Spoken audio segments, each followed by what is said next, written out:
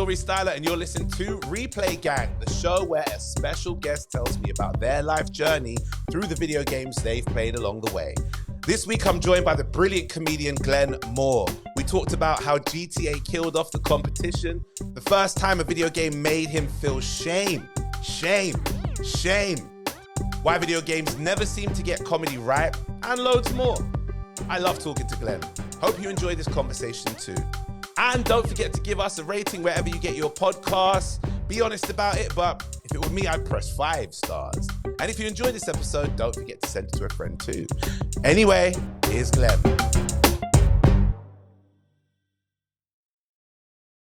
Yo, what's going on? This is Aurie Styla. Welcome back to another episode. Ladies and gentlemen, I've got my next guest with me. My guest today is a brilliant comedian and Edinburgh Comedy Award nominee. I'm jealous, I didn't get that.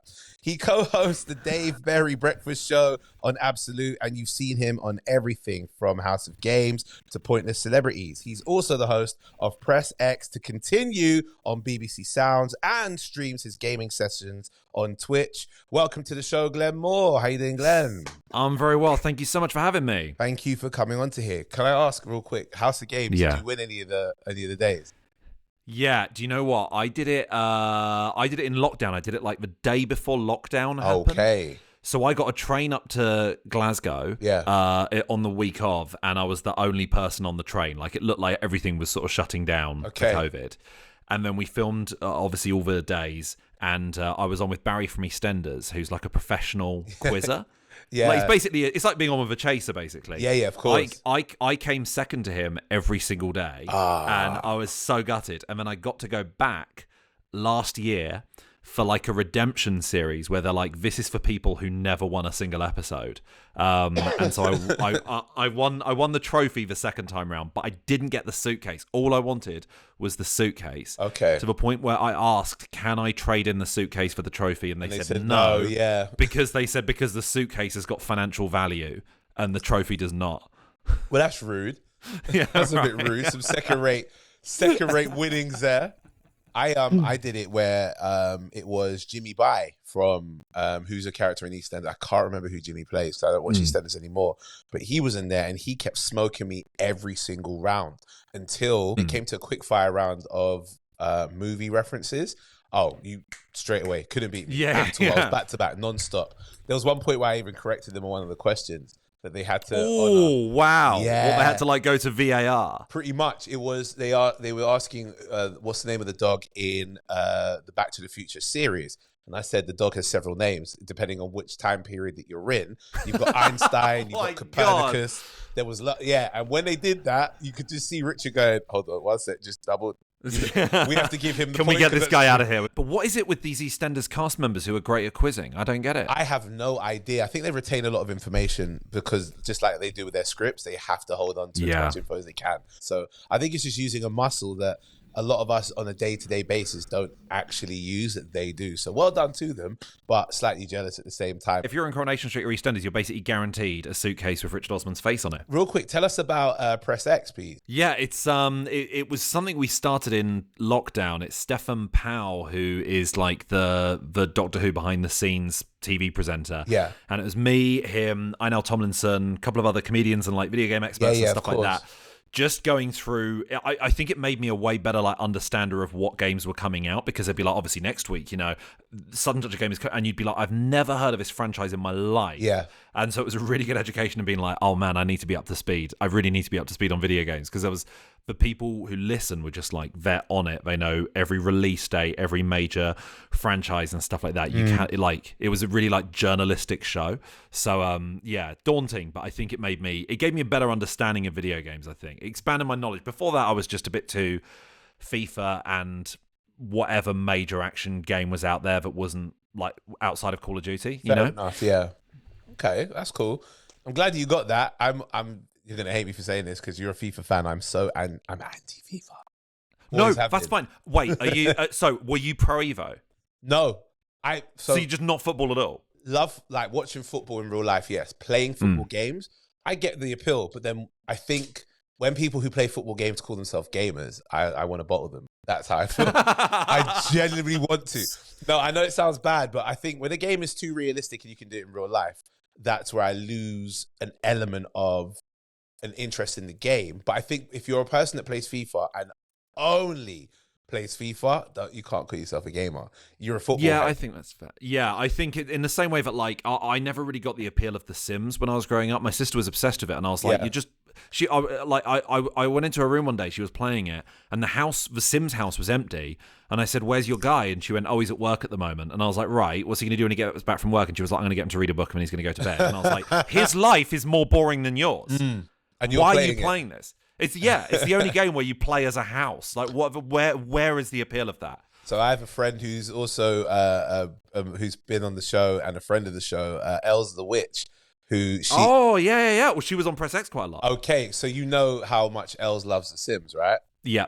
Okay, so I just kept my mouth shut when she was talking about. When she builds, like she's gone on record many times to say the stuff that she's built and she's proud of it, like Wembley Stadium to like a one, not a 1-1 ratio, but whatever the ratio is, and then also having generations of families that she would watch and being emotionally attached to each member of the family members, like, so knowing the great grandfather who she first created, and then all of a sudden making them have families all the way down the lines. And I think that element of control is where people enjoy the living of life. No matter how boring it looks, it's the speed and control that you get to have on these individual characters, which I think is what the appeal is. It's not me. Yeah, it's definitely not me. I get it. Yeah. I get it. You can live life in a way you wouldn't normally. Like if I'm like, damn, I need some extra money, I can't just sell a window in real life. But in The Sims you can, or when you can screw over other people. When my sister used to play, she got one of the expansions. And I was like, I will install it for you. And she was like, oh my god, that's such a kind thing for my brother to do. Yeah. And so I went on to, because you get all the preset houses and stuff like that. I went onto one property. I made a house that was basically just 1 square by 1 square, and I put a guy in it who was just this balding guy in a vest and boxer shorts, and then just left it there. And then so when she loaded the game, she thought it was one of the preset characters, and she was like, what the fuck is this? Why have they put this in the game? Well, I'm glad you got into it and had a bit of fun with it for her. That's the only fun I had with it. Fair enough. I never got into it, so I won't say it's one of my games you have to really enjoy. So I'm glad you did that for her anyway.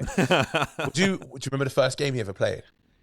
I think so. I've got like a really vivid memory from like the age of 4. Okay. Playing Pong, even though I then told my parents years later, I was like, remember when we played Pong? And they were like, we never. My dad was like, we've never owned Pong. But which version? All right, so how old are we talking? Because I think, Glenn, you're about the same age as me, so I don't. I'm 35 years old. Okay, and I'm 36. Yeah. Right. So I was like, I remember vividly my dad bringing out this big old console, but like I'd never seen anything like it from like the loft. Plugged it in, it only had Pong on it, like really retro, old, original Pong. Oh, that might be like an Atari. Apparently, that didn't happen, but I'm like, I'm really, really certain of it. In terms of like, definitely happened. The Sega Mega Drive 2 was the first console I had. Nice. And I think the first games I would have played would have been in that. You could get those package sets. And there was one which was Golden Axe, Streets of Rage, yes. Shinobi. So any one of those 3, probably Golden Axe. I couldn't believe it, right? Golden Axe, I remember playing it like every single day. Yeah. Me and my sister would play it. We never completed it. Last year, I played it on Nintendo Switch Online because I got loads of like sort of retro games. Oh, yeah. On their the games playback thing. Yeah. You know, the game is like half an hour. Yes. From like start to finish. If you, but it's, do you know what it is? It's half an hour from start to finish. It's about 5 to 8 minutes each level, but it's how difficult you have to get through those levels. You have to be able to pass them. If you don't pass them, then it's literally start again. All the way back. It's a roguelike, isn't it? Yeah, there's no saves or anything like that. So you have to like start from off the rip each time. And I guess if the game was a long game like how we have it now with no saves, nobody back then would have completed it. So. And I'm glad you said so Golden Axe, Streets of Rage. I mean, everyone who knows me knows this. Look, poster right behind you. I'm a massive Streets of Rage fan. Axel smacking someone in the face with his foot. Pretty much. And this is from 1, so it hasn't even got skate on it. It's Axel. I can see Blaze on there. It doesn't even have Adam because of racism, but nonetheless, there's 2 characters on there. I played Escape this year. I played 2 for the first time this year. Again, Seriously? I'd never played it, and so Again, like it was actually longer than I thought, but it's great. And what I love about the Nintendo Switch Online, and also I think PlayStation Classics does this now with those older games. It's got a rewind function. Yes. So if you fuck up, you just go, no, I'm not restarting Sonic 2 from the beginning. And that's how you realize how short the game is, because you actually play it through and you don't have to start again and again. You just rewind from when you died. I shouldn't say this, but when I used to download ROMs and emulators and stuff on my computer, that was the thing that I used to do, is have save states. So anytime that I died in a fighting game of some sort, knowing that I had to go through and complete it without dying to unlock a character, I would just save the state. And now they do it in consoles, so you're all good to go now with all classic games. So it's like it's a habit that I really need to get out of. Like if even in like something like Baldur's Gate or Disco Elysium, I save scum. If the dice don't go my way, I'll save scum, because there's part of me that's like, I bought the game. I've spent as much money as everyone else on the game. Why should I have a worse experience because I didn't get the right dice? Like, I'm going to rewind it until I get the best possible outcome. So it's a really bitter, pathetic part of my personality. But like, I will rewind a game until I get the result I want. Fair enough. I'm not against that, my friend. Trust me. And what about the games or the game console that made you like feel like this is me as a gamer now? You got the first games you may have remembered playing, but the ones that made you go, oh no, this is me, this is a bit of me, this is now what has converted me into gaming.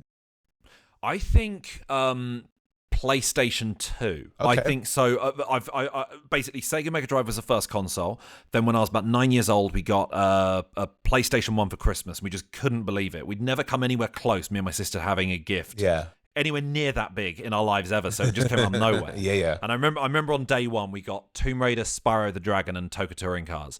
Okay. And again, like with Spyro, I swear I played it every single day for a year, never completed it, and then played it over lockdown and was like, the game took half an hour, and that was a game with save states. It must have just been shit when I was a kid. But PS2 was the first time it was like, I've saved up for this with my pocket money. This is the first console I've bought for myself, and that because it had those really seminal gaming experiences, which are great when you're a teenager, of like Vice City and San Andreas and stuff like that. I mean, San Andreas was a real risk to my A levels, because I remember playing San Andreas, reaching San Fierro was the San Francisco bit, and I can't remember what the Las Vegas city was called. Okay, but I unlocked that Las Vegas city on the day of a German AS level exam. And I was like, I know I need to revise. I need to leave the house in 20 minutes. But I was like, at the same time, I need to see this new city. Like, to unlock Las Vegas, I mean, you've got to go and do an exam. That could have really risked my life and qualifications. A lot of people say San Andreas when they say PS2. It's like everyone I've spoken to when they mention PS2 being the console that really hooked them, all of them lean into San Andreas. Even more than... What, Vice City or no GTA 4? 3. Like 3. Yeah, 3 was the one that converted me into really loving 3D sandbox games, because it was just crazy to go from top-down GTA to that. But I think maybe I have to go back and play San Andreas again, not in the definitive collection because that was really bad.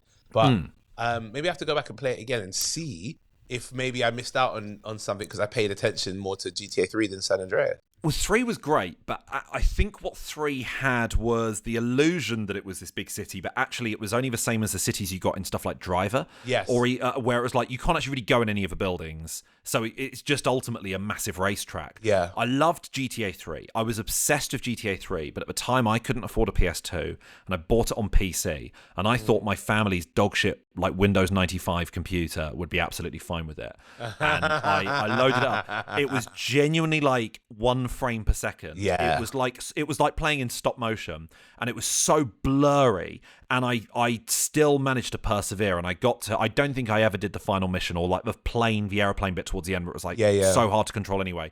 That's as far as I got, and I was like, I can't, like I give up. And by this point I bought a PS2, but you are right, GTA 3 was just bananas to me, because not only was it like no game had seen to do that before, but it eliminated the need for other certain games. Like it obviously killed off any hope of like a sequel to Crazy Taxi, because you could get in a taxi and work as a taxi. Yeah. In the same way, like GTA 5, they've got a really good, well-functioning tennis game. You go, why am I ever going to play a tennis game when I've got tennis in GTA? That's fair dues, actually. Come to think of it, I didn't think of it that way. But yeah, sorry, go on, carry on. No, it just killed off loads of the competition, so it was crazy. But I think San Andreas and Vice City felt so much bigger, I think, because of like the original soundtrack, and that really sort of, I think when I was growing up, I wanted other people to like video games as much as I did. Yeah. And I really cared about my parents. Don't know why, but I cared about my parents accepting it as like a valid form of entertainment, because I think what they thought video games was you're sitting there with a joystick and it's just Space Invaders. It's just like there's no graphics or anything. Yeah. So I felt so great when it like they walked in the room and Billie Jean's playing, and you're like, see, this is a real thing. or like Samuel L. Jackson being in San Andreas and being like, right, so can we lay some respect on this down, please? It just no, obviously they didn't care, but it was like it legitimized it to some extent. Fair enough. I don't think my mum ever really. She respected that I liked it. She loved technology, so my mum's very good with computing and technology and so on. But in terms of video games, that wasn't her thing. She was more so the person that appreciated that as long as you're involved in technology, I'm okay. If it's gaming, okay, and if you're off the street, even better. So she didn't get into gaming as much, but she appreciated the platforms of gaming in itself, either be it on PC or be it on console. So that's great. I kind of got like you do what you got to do, but I don't have to like this particular medium within technology, if that makes sense. It definitely wasn't as worthwhile as even like normal television in my house. I was allowed to play for 1 hour a day, like maximum. And at the end of that hour, my mum would come in and just turn if I hadn't already like shut down the PlayStation, she would just pull it out, so it was like you'd lose your save. And I remember my favorite game when I was probably like 10 years old, maybe 11 years old, was Final Fantasy 9, and that's a tricky game to play for 1 hour at a time. And the final boss and cutscene combination, the final boss and cutscene combination is just over an hour. And every day I'd get home from school, I would try and take on the boss just to that extra little bit quicker, like try and really I would level up so it would be like it will take less time to defeat the boss. And I'd always get like 3/4 of the way through a cutscene, my mom would come in and just turn it off and I'd be like, can you just 5 more, please, 5 minutes? But she just wouldn't get the concept that I'm having to replay the same thing. But I was trying to explain to her, it's like if you were reading a book and I slammed your book shut and the next day you've got to start from 20 pages back, you'd be pissed off, right? But it just didn't go in because she was like, it's making it up. It's Space Invaders. Each level is just a level. What are you doing? So I get it. Exactly. Yeah. So that was my Joker origin story, I think. Like you call it your Joker origin story. Any characters that you could say that you really relate to or like resonate with when you look at them, you go, "Oh, that's me." It's tricky because like usually that's not. It's either someone being self-aggrandizing, being like, "Oh yeah, I'm just like Duke Nukem." You go, "No, you're not." What a character to choose.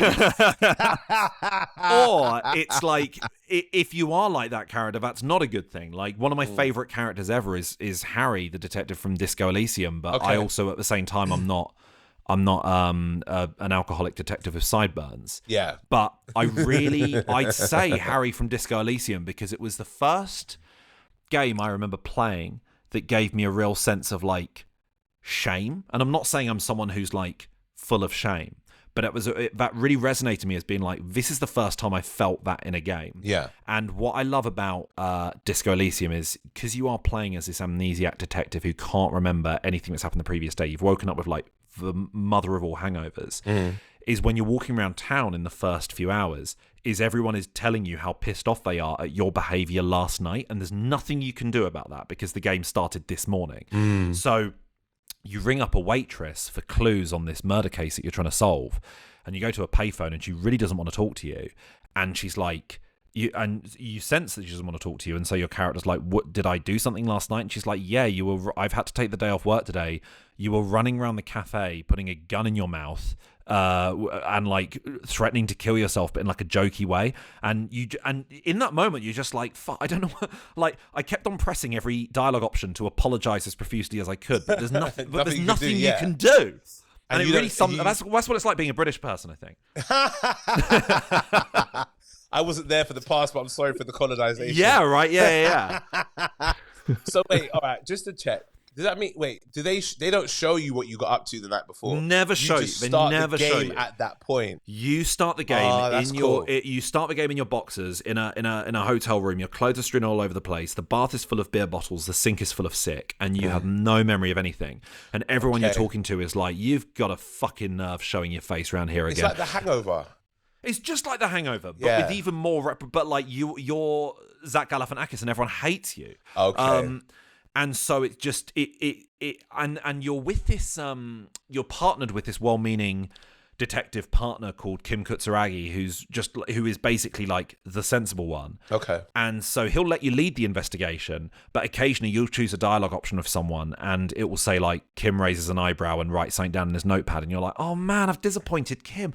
You just feel like you're letting everyone down throughout the whole time. And I just thought that was such a powerful emotion to feel, and I've enjoyed it in other games. I enjoyed like I've never been one for like city builders or anything like that, because I think I like games of an endpoint. I like games of a campaign and end credits. Yeah. And so I think I really liked in Lockdown. I really liked Frostpunk because that was a city builder set in like a weird alternative version of Victorian London where the world is completely frozen over and everyone is crowded around this big powerful heat generator, and you've got to build a city around it, but you've got to make really difficult political decisions of like, do I know it will boost productivity, but do I let kids work in the mines because I know that will help, but then kids will get injured and stuff like, that sort of thing. And you have to sort of work it out, and it's pretty heartbreaking the stuff that happens.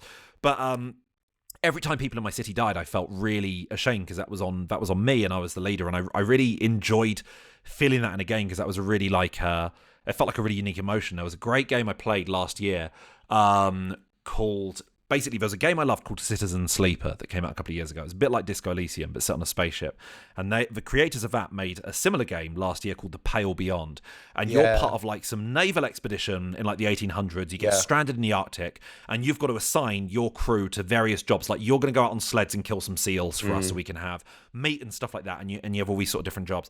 And occasionally you'll get these sort of storyline opportunities come up where someone will be like, I know this is going to sound crazy. I saw a really massive bear about 2 days travel from here.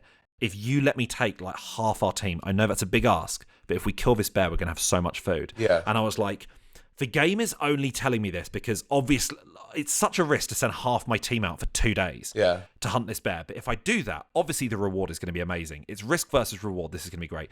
And I sent half that team out, and loads of people starved in their absence. And eventually the guys came back after 2 days, and the guy was like, I'm really sorry. I think I hallucinated the bear. And I was like, fuck.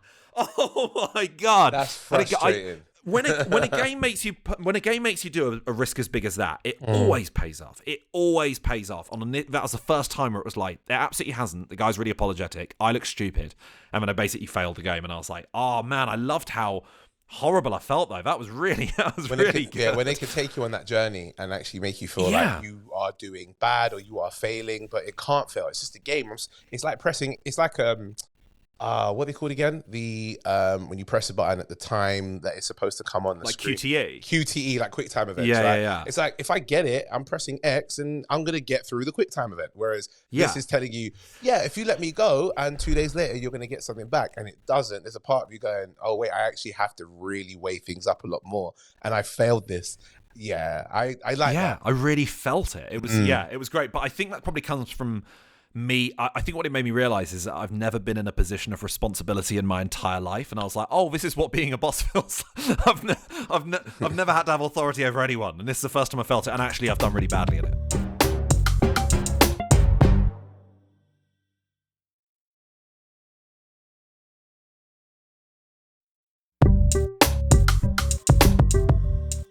Greatest game of all time for you?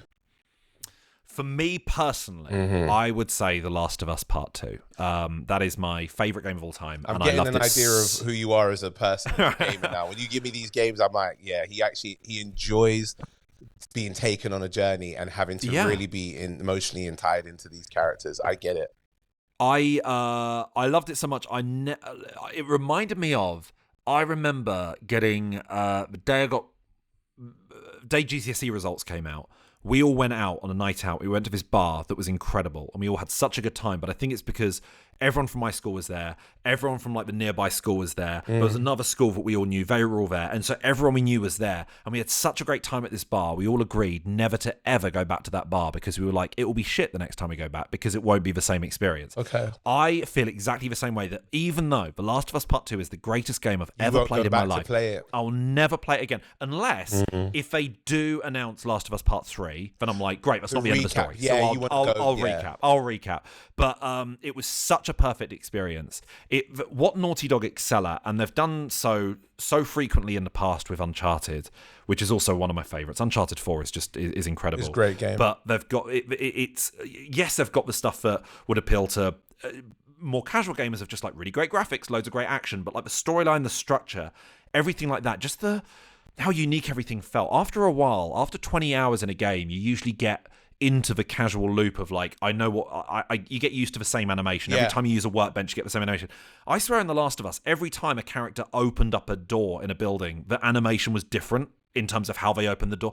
Every single thing was just so uniquely thought out. Yeah. And you felt like you were having such an organic experience that I don't know how they can ever match it. I'm not surprised that Naughty Dog has not released a single game this generation, because the amount of effort that goes into them, I don't know how they can release a game in a shorter time span than once every like 8 years or so. Yeah, I feel the same way about like Red Dead Redemption 2, just the level of detail. You just go, this is unmatched. I don't know how you begin to implement that. It's crazy. It's with The Last of Us, you're right. The details, the attention to detail they put into the game is partially why they were able to make it into a very true to form TV adaptation, that you didn't have to change much.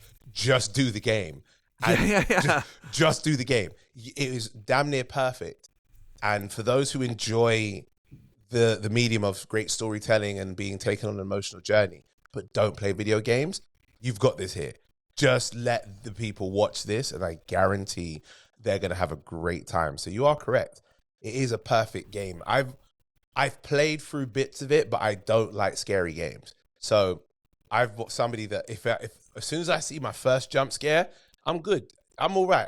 Right. I'm good. The first Last of Us I didn't find scary at all. I just enjoyed it as a fun action zombie game. Yeah. And Last of Us 2 is like there are bits that are legitimately terrifying. And I think it's tricky. It's a tricky game to get people into because it is so popular. It is really, really popular. But ultimately you are trying to convince people to play a horror game. Yeah. And I think the majority of people do not enjoy horror in the first place. I tried to get because she loved Uncharted 4, and she loved Red Dead 2. I said to my wife, I was like, I think you'll really, really enjoy Last of Us, and I really want you to play it because it's just I've played the games you love. She recommended Stardew Valley to me, and I played it and ended up being one of my favorite games ever. And I was never expecting to like it at all, but I loved it, and I was like, right, in return, you have to play The Last of Us just because it's just this work of art. Yeah. And she got maybe 15 minutes in, and she was like, you know that my biggest fears in life are the safety of our son and climate change.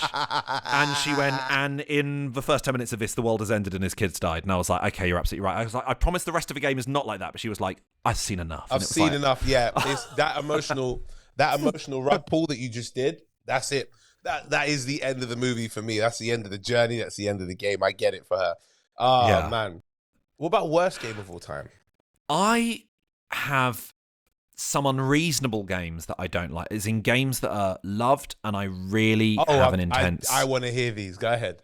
Right, okay. So, I feel bad because they're kind of indie ones, so I'm not like... It's not like, oh, this is... I'm shitting on Call of Duty or something like that, and you go, this is punching up. Yeah. I really didn't like Undertale. I really didn't like Night in the Woods. And my problem with those games is I have a real issue. I don't know how you feel about this. I hope you feel the same way. Video game comedy is very bad. It's not everyone can do it, yeah. No, because when do they ever hire professional writers? It's such a strange arrogance, I think, in video game writing, that they assume it's something that just you can do, and you go, well, joke writing is actually a skill in the craft, and it takes a while to get there. Yes. Anyone can be funny, but a lot of people are like office funny guy funny, and that's what video game humor is. And so I find that I do think video games can be funny through the events, like Fall Guys, for instance, is really funny because it's about clumsiness and stuff like that. That sort of experience is really, really funny. But video game writing is often absolutely dreadful. Yeah. And it was really, and it's in Undertale and Night in the Woods, it was really half-hearted and I couldn't stand it. Now, what I really, truly believe to be my least favorite game of all time is, I loved these when I was growing up on PS1, the Oddworld games. No. If you ever say that these games are your worst games of all time, me and you, when I see you next, we're gonna have a really major problem. Hang on. I'm not saying the original ones. Did you play Oddworld Soulstorm in 2021? Oh, thank God, the 3D one. No, well, it was still like a 2D side scroller, but it was obviously like No, Like, I didn't play that one. I played Oddworld, Abe's Odyssey on the original PlayStation. yeah, Abe's Odyssey, Abe's Exodus. Those are the good ones. Those are the great ones. Yeah, They had a remaster that they put out on PlayStation, on Switch. Yeah, I got that. What was it called? But it was basically Abe's Odyssey, but just slightly updated. And they had New and tasty. New and tasty.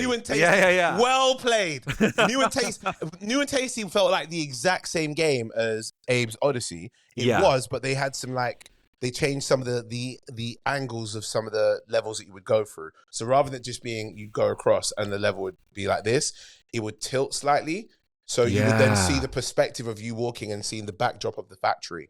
So that I didn't play Soulstorm. Oh my God. So I played it. I had such a bad time. Firstly, because it just wasn't finished. It was a really glitchy experience.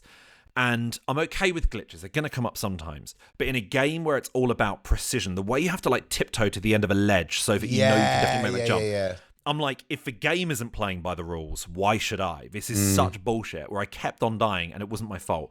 And what would happen is it was like pay to play. Over the course of each level, you had to collect coins. Okay. And when you got to the end of a level, there was a little parking meter that you had to put your coins in. And as long as you had enough coins, you were able to leave the level. But sometimes it would be like, you haven't got enough coins, you've got to go back. And you're like, but why? I got to the end of the level. Is that not enough? Don't make me... It's the only thing I don't like about...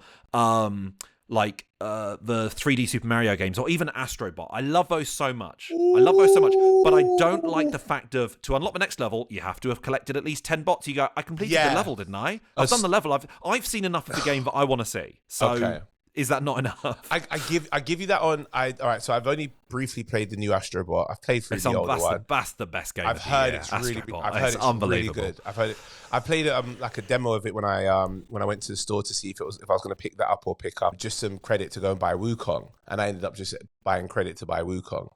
What do you think of Wukong? It's great, but I need to get into it. I've only played it on my Portal, but I know I need to play it on my screen.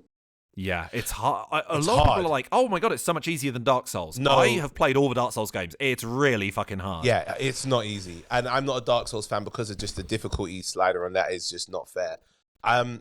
But I need to get Astrobot because I do like a nice cheesy platformer that I can get through your Spyros, your Crashes, your Marios. I think where Oddworld, the newer one, got it really wrong is you'd get to the end of the level. Yeah. Because basically what Astrobot and Mario do are like, no, you can't access the next level until you've got enough. Yeah.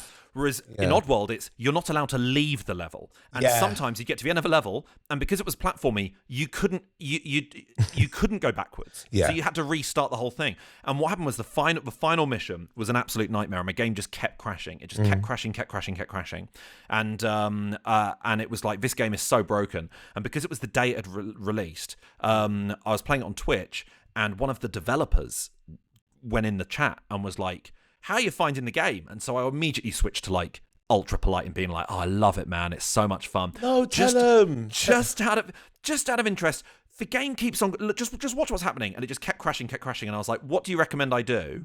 And he went, practice makes perfect, and did a winky smiley, and it was like, fuck you, man. That's advice you should be giving yourself. Yeah. How dare you say practice makes perfect what else should I be doing when the game is crashing? Yeah, it was rude. So annoying, and I thought this is the worst game. This is the worst game I've ever played in my life. That's disrespectful. And I've had enough time. I've had enough time now to look back on it. Like, if you'd asked me the first time I ever played like Demon Souls, I would have said that's the worst game I've ever played in my life. But then I grew to love it and I grew to understand it. Oddworld, fuck that. I hate it so much. I hate it. I'm angry thinking about it. Fair enough. So if I hello is gonna trigger you into it. Hello. Oh yo. Yeah. I love that. I used to love that. Oh, because it's an insane game. Who wrote that? Like, how do you even come up with that as a concept? There's so many original ideas. Like, the whole idea is these guys are slaves to a factory, and then they get grinded into the meat, and then the meat is sold to make money for the factory.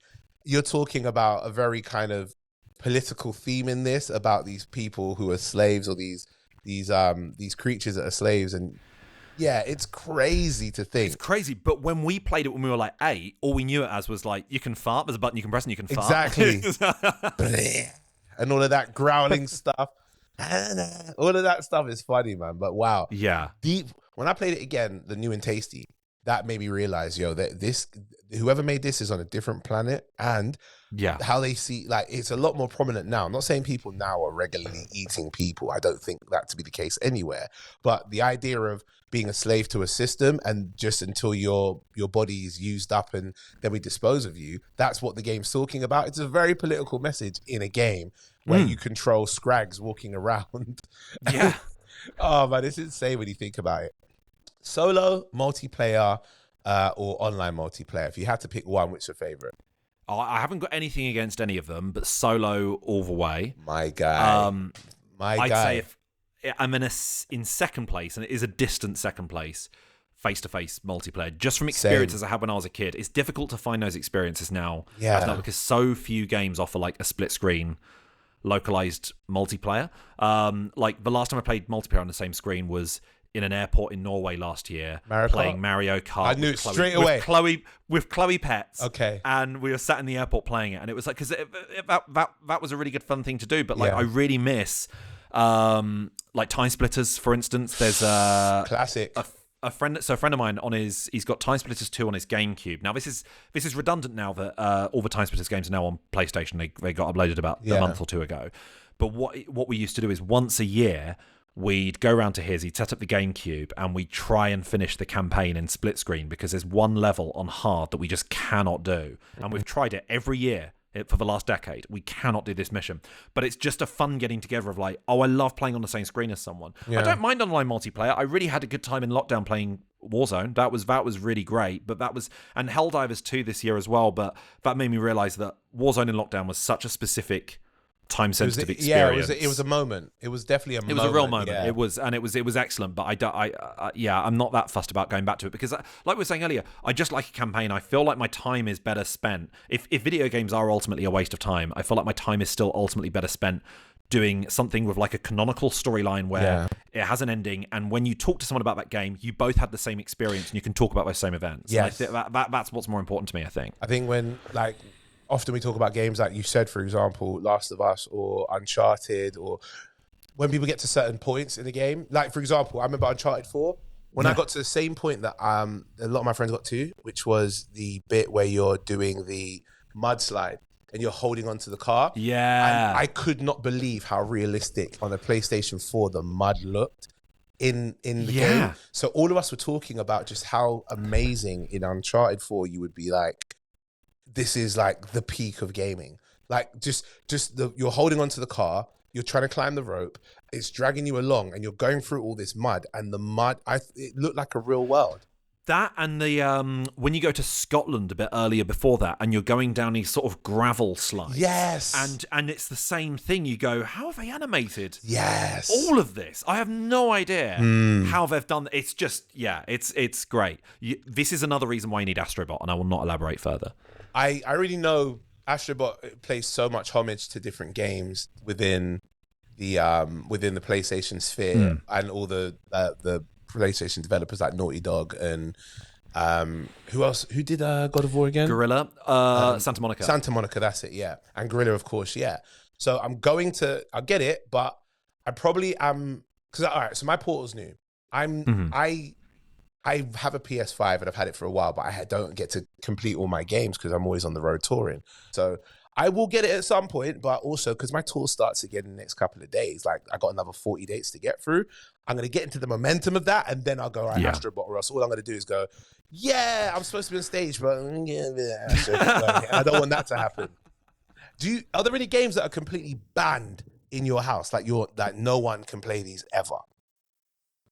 I would say, and it's because it's a good game, I'd say Balatro that came out this year. Okay, tell us about that. Which, so basically, it's now on mobile. I got it on Switch, but it's on like PlayStation and Xbox as well. Okay. Came out in about March or April. And the idea is it's like a bastardized version of poker, and it's a roguelite. Okay. And the idea is it's about cheating. And so what happens is you're given like your usual poker hand. But what you're trying to do is you're trying to acquire loads of jokers, and each joker has a certain like buff. It's basically like you're buffing your hand. So you might get a joker that's like 2 is now worth 4 times as much as any other card. Okay. So actually now what you want is in your hand, you want as many 2s as you can and stuff like that. And it sounds so boring because it ends up being really mathematical, but it is the most addictive thing. There have been various articles by like Guardian, Forbes, whatever, being like, this game is dangerously addictive. And as soon as I played it through once successfully, completed one roguelike run of it, I immediately uninstalled it, deleted it, and was like, done that now. I'm never playing it again because I lost days to it. I feel the same way about like Vampire Survivors a couple of years ago. Yeah. Something so addictive where once I'd completed one run, I was like, right, done that, leave it. That I do not trust myself to just. I think that's why I need to play games that have got like a definitive campaign and a definitive endpoint. Yeah, of course. Because when I was growing up, it was just like I loved like Roller Coaster Tycoon or Pro Evo and stuff like that, stuff that you could just endlessly play. Yeah, and because there's no stuff like that. Yeah, because there's no logical endpoint, you go, there's no reason for me to end this. I'm so glad I've never played Football Manager in my life. I'm so glad because I know I'd love it, but I'm also aware of what an absolute danger that would be to my productivity. Yeah. So the amount of huge popular games like Valorant or Overwatch and stuff like that I've never ever even dipped my toe in because I'm like, I need to have stuff that's got end credits, and you finish that's over now, it's done. But so Balatro, it was like I was so grateful the first time I finished a run because it is like that is I imagine, despite being a very quiet small indie game developed by one person, I'd be very surprised if it didn't get a Game of the Year awards nomination in November. Okay, that good. It's absolutely. It's I think on Metacritic it's like the 5th highest rated game of the year. It's like, wow. It's like the top 5 are like Shadow of the Erdtree, Final Fantasy, and then Balatro is like one of the top 5 or 10 or something. It's crazily good, and it's so not the sort of thing I would ever enjoy. I wouldn't get anything out of a card game normally, but I'm like, this is brilliant. Okay, cool.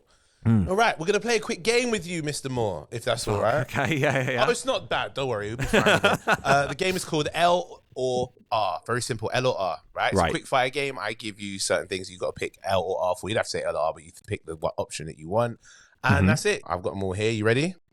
Yeah, I'm all ready. PlayStation or Xbox? PlayStation. I've had an Xbox since Christmas last year. Yeah. I think a Xbox is a really good like additional console for someone to own if they already have a PlayStation or a Switch, because it's really good for Game Pass, and Game Pass is really good for indie titles, and you end up saving money in the long run. I think I've probably saved a lot of money through playing Xbox, but in terms of the exclusives, I mean, the games that you can play on PlayStation that you cannot play on Xbox, including many of the ones we've spoken about, Wukong, Final Fantasy, Astrobot, just in the last few months alone, is just, I've got to say PlayStation. Okay, PlayStation it is. Spyro or Crash? Spyro, definitely. Over Crash? Whoa. Yeah, because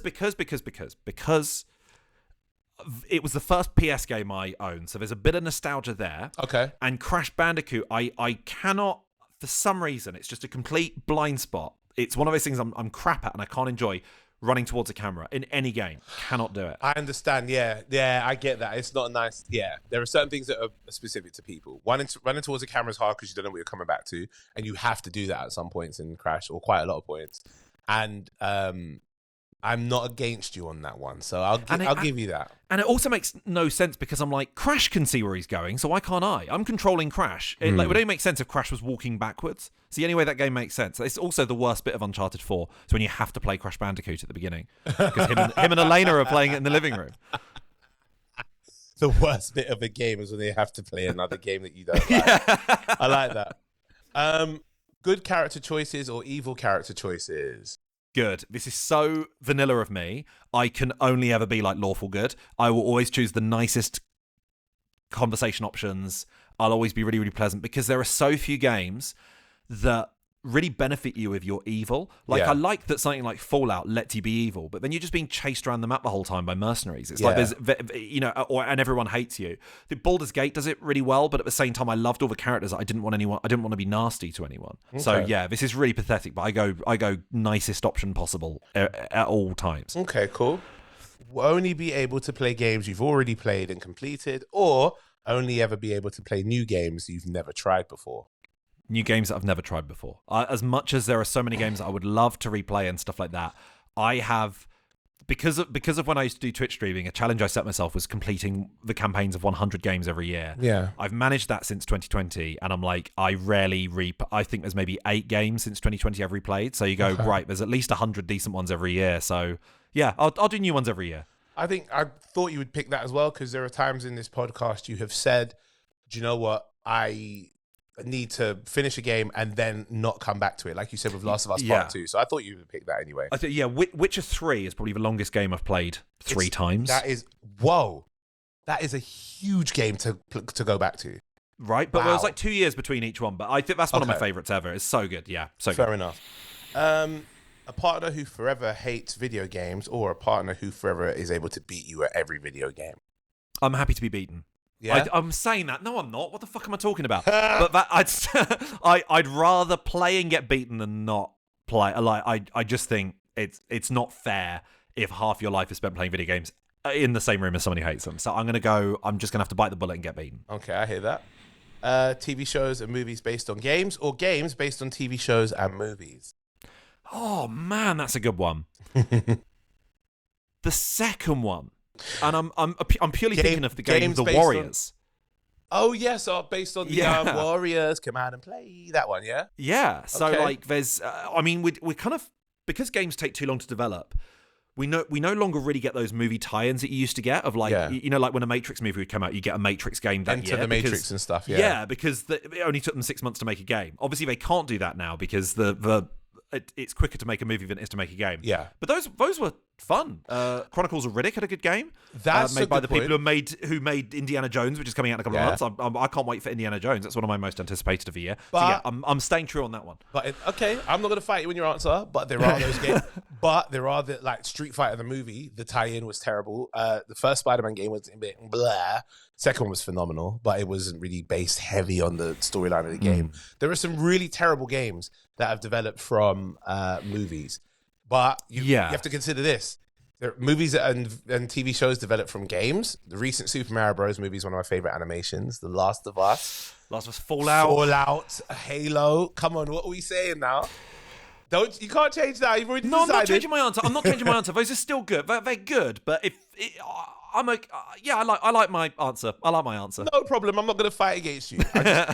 Okay.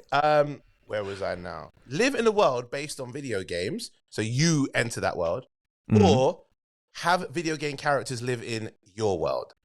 Oh, man. I think either would suck really badly. Because there's no non-violent... I think I'd want to live in... Stardew Valley. In Stardew Valley, yeah. I'd live in Stardew Valley. Does it look like real life, or would it look like the Stardew Valley graphics?